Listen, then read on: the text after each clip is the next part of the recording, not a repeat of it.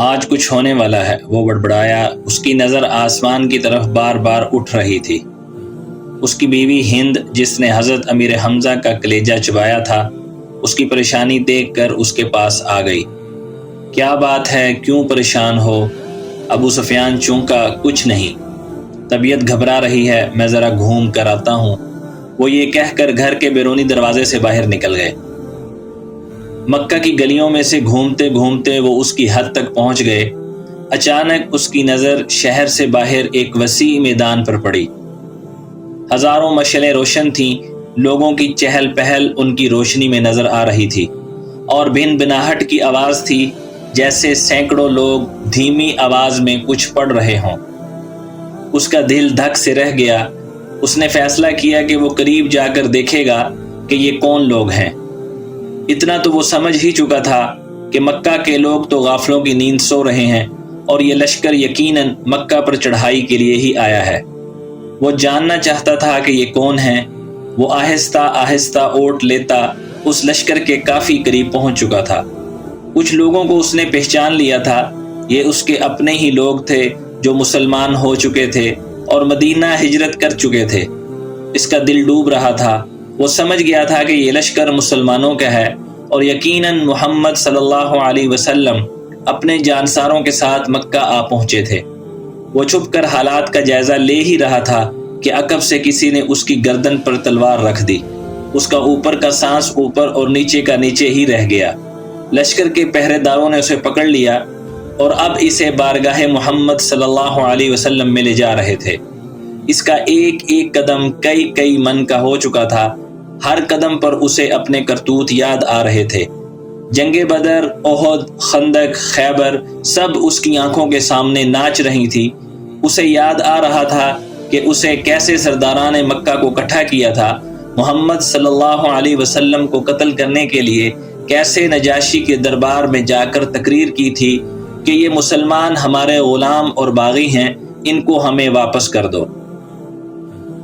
کیسے اس کی بیوی ہندہ نے حضرت امیر حمزہ رضی اللہ تعالیٰ عنہ کو اپنے غلام حبشی کے ذریعے شہید کروا کر ان کا سینہ چاک کر کے ان کا کلیجہ نکال کر چبایا اور ناک اور کان کاٹ کر گلے میں ہار بنا کر ڈالے تھے، اور اب اسے حضرت محمد صلی اللہ علیہ وسلم کے سامنے پیش کیا جا رہا تھا۔ اسے یقین تھا کہ اس کی روایات کے مطابق اس جیسے دہشت گرد کو فوراً تہ و تیغ کر دیا جائے گا۔ ادھر بارگاہ رحمت للعالمین صلی اللہ علیہ وسلم میں اصحاب رضوان اللہ علیہ مجمعین تھے، اور صبح کے اقدامات کے بارے میں مشاورت چل رہی تھی کہ کسی نے آ کر ابو سفیان کی گرفتاری کی خبر دی۔ اللہ اکبر! خیمہ میں نعرہ تکبیر بلند ہوا۔ ابو سفیان کی گرفتاری ایک بہت بڑی خبر اور کامیابی تھی۔ خیمہ میں موجود حضرت عمر بن خطاب رضی اللہ تعالیٰ عنہ اٹھ کر کھڑے ہوئے اور تلوار کو میان سے نکال کر انتہائی جوش کے عالم میں بولے، اس بدبخت کو قتل کر دینا چاہیے۔ شروع سے سارے فساد کی جڑ یہی رہا ہے۔ چہرہ مبارک رحمت للعالمین صلی اللہ علیہ وسلم پر تبسم نمودار ہوا، اور ان کی دلوں میں اترتی ہوئی آواز گونجی، بیٹھ جاؤ عمر، اسے آنے دو۔ عمر ابن خطاب آنکھوں میں غیظ لیے حکم رسول صلی اللہ علیہ وسلم کی اطاعت میں بیٹھ تو گئے، لیکن ان کے چہرے کی سرخی بتا ہی رہی تھی کہ ان کا بس چلتا تو ابو سفیان کے ٹکڑے ٹکڑے کر ڈالتے۔ اتنے میں پہرے داروں نے بارگاہ رسالت صلی اللہ علیہ وسلم میں حاضر ہونے کی اجازت چاہی۔ اجازت ملنے پر ابو سفیان کو رحمت للعالمین صلی اللہ علیہ وسلم کے سامنے اس حال میں پیش کیا گیا کہ اس کے ہاتھ اسی کے امامے سے اس کی پشت پر بندھے ہوئے تھے۔ چہرے کی رنگت پیلی پڑ چکی تھی اور اس کی آنکھوں میں موت کے سائے لہرا رہے تھے۔ نبی کریم صلی اللہ علیہ وسلم کے لب مبارک ہلے اور اصحاب رضوان اللہ تعالی علیہ مجمعین نے ایک عجیب جملہ سنا، اس کے ہاتھ کھول دو اور اس کو پانی پلاؤ، بیٹھ جاؤ ابو سفیان۔ ابو سفیان ہارے ہوئے جواری کی طرح گرنے کے انداز میں خیمے کے فرش پر بچھے قالین پر بیٹھ گیا۔ پانی پی کر اس کو کچھ حوصلہ ہوا تو نظر اٹھا کر خیمے میں موجود لوگوں کی طرف دیکھا۔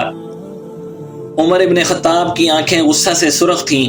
ابو بکر بن قحافہ کی آنکھوں میں اس کے لیے افسوس کا تاثر تھا۔ عثمان بن عفان کے چہرے پر عزیز داری کی ہمدردی اور افسوس کا ملا جلا تاثر تھا۔ علی بن ابو طالب کا چہرہ سپاٹ تھا۔ اس طرح باقی تمام اصحاب کے چہروں کو دیکھتا دیکھتا آخر اس کی نظر محمد صلی اللہ علیہ وسلم کے چہرے مبارک پر آ کر ٹھہر گئی، جہاں جلالت و رحمت کے خوبصورت امتزاج کے ساتھ کائنات کی خوبصورت ترین مسکراہٹ تھی۔ کہو ابو سفیان کیسے آنا ہوا؟ ابو سفیان کے گلے میں جیسے آواز ہی نہیں رہی تھی، بہت ہمت کر کے بولا، میں اسلام قبول کرنا چاہتا ہوں۔ عمر ابن خطاب رضی اللہ تعالیٰ عنہ ایک بار پھر اٹھ کھڑے ہوئے، یا رسول اللہ صلی اللہ علیہ وسلم، یہ شخص مکاری کر رہا ہے، جان بچانے کے لیے اسلام قبول کرنا چاہتا ہے، مجھے اجازت دیجیے میں آج اس دشمن ازلی کا خاتمہ کر ہی دوں۔ ان کے منہ سے کف جاری تھا کہ بیٹھ جاؤ عمر۔ رسالت معاب صلی اللہ علیہ وسلم نے نرمی سے پھر فرمایا، بولو ابو سفیان، کیا تم واقعی اسلام قبول کرنا چاہتے ہو؟ جی یا رسول اللہ صلی اللہ علیہ وسلم، میں اسلام قبول کرنا چاہتا ہوں۔ میں سمجھ گیا ہوں کہ آپ اور آپ کا دین بھی سچا ہے اور آپ کا خدا بھی سچا ہے، اس کا وعدہ پورا ہوا۔ میں جان گیا ہوں کہ صبح مکہ کو فتح ہونے سے کوئی نہیں بچا سکے گا۔ چہرہ رسالت معاب صلی اللہ علیہ وسلم پر مسکراہٹ پھیلی۔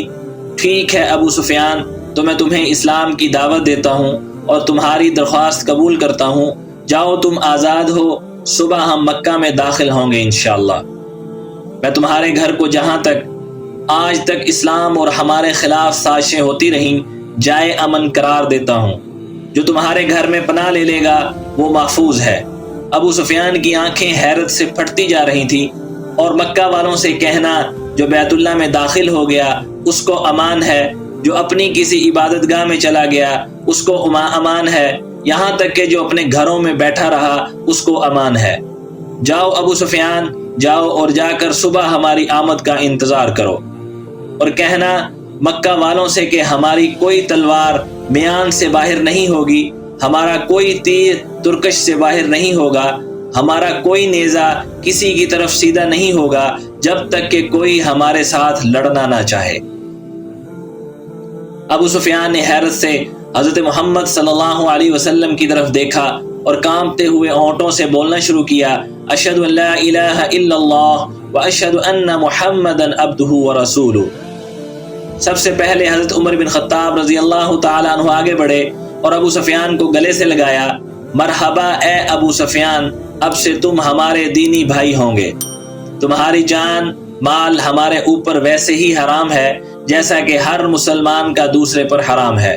تم کو مبارک ہو کہ تمہاری پچھلی ساری خطائیں معاف کر دی گئیں اور اللہ تبارک و تعالیٰ تمہارے پچھلے گناہ معاف فرمائے۔ ابو سفیان حیرت سے خطاب کے بیٹے کو دیکھ رہے تھے۔ یہ وہی تھا کہ چند لمحے پہلے جس کی آنکھوں میں اس کے لیے شدید نفرت اور غصہ تھا اور جو اس کی جان لینا چاہتا تھا، اب وہی اس کو گلے سے لگا کر بھائی بول رہا تھا۔ یہ کیسا دین ہے، یہ کیسے لوگ ہیں؟ سب سے گلے مل کر اور رسول اللہ صلی اللہ علیہ وسلم کے ہاتھوں پر بوسہ دے کر ابو سفیان خیمہ سے باہر نکل گیا۔